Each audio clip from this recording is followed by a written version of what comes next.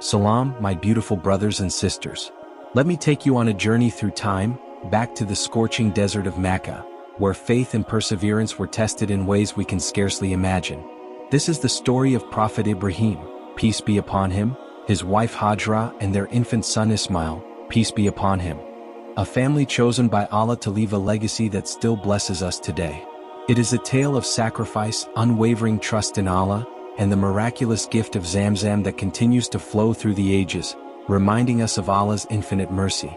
Long ago, Prophet Ibrahim, peace be upon him, walked through the scorching desert of Makkah, his heart heavy with sorrow as he tried not to look back.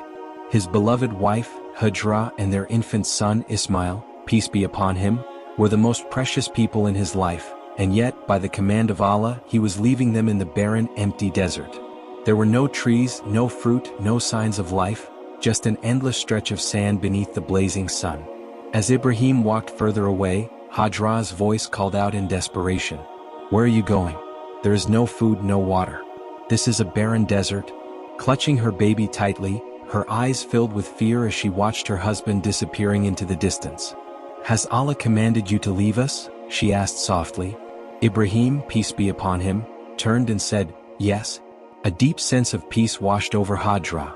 With unwavering faith she responded, "Then it does not matter. Allah will keep us safe." Ibrahim left behind a small bag of dates and some water, entrusting his family to the care of Allah. He prayed earnestly for their protection and provision, leaving them close to the site that would one day become the Kaaba, the holiest place on earth. Before long, the dates and water were exhausted. Hajrah, desperate for her baby, ran between the two hills of Safa and Marwa in search of food, water, or help. It was then that Allah, in His infinite mercy, provided a miraculous gift. At the feet of baby Ismail, a spring of water suddenly gushed forth. This was the blessed well of Zamzam, a source of life that has flowed continuously ever since, quenching the thirst of pilgrims and travelers for generations. One day, a man from the Jurham tribe noticed birds circling overhead. "That bird only flies where there is water," he remarked, puzzled. Eager to investigate, the men of the tribe approached and found Hajrah and her son, Ismail, by the spring.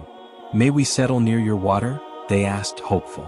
Hajrah, wise and resourceful, agreed. "Yes, but the rights to the water will remain with me." The tribe gratefully accepted, and life began to thrive around the well. As the years passed, Prophet Ibrahim, peace be upon him, would return to visit his family. Together, he and Ismail, peace be upon him, rebuilt the Kaaba, a sacred house for the worship of Allah.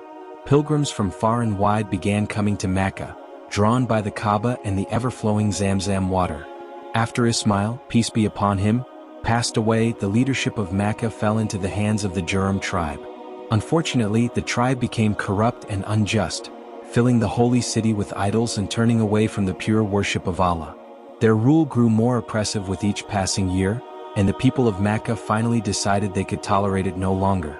They plotted to drive the Jurhamites out. Fearing their overthrow, the Jurham tribe devised a plan to deprive Makkah of the well.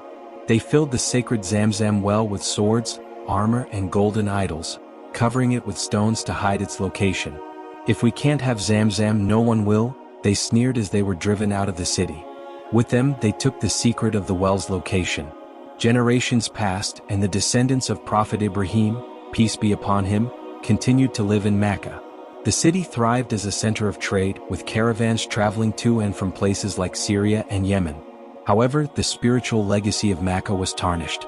The people had brought idols from distant lands and placed them in the Kaaba, polluting the sacred house of Allah with idolatry.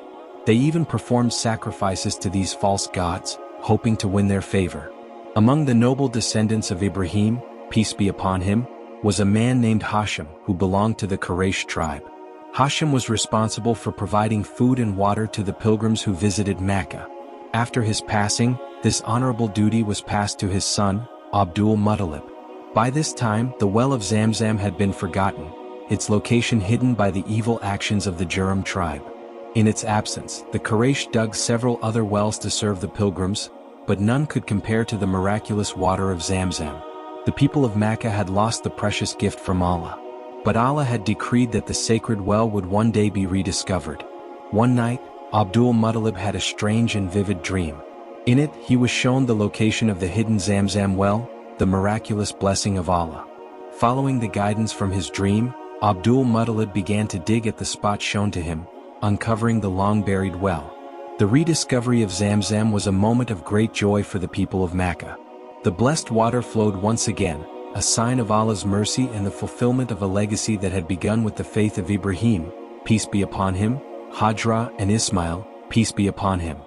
The well continues to provide life to this day, an eternal reminder of the power of trust in Allah's wisdom and mercy. Thank you so much for watching, my beautiful brothers and sisters. I hope you enjoyed this story and found some inspiration in it.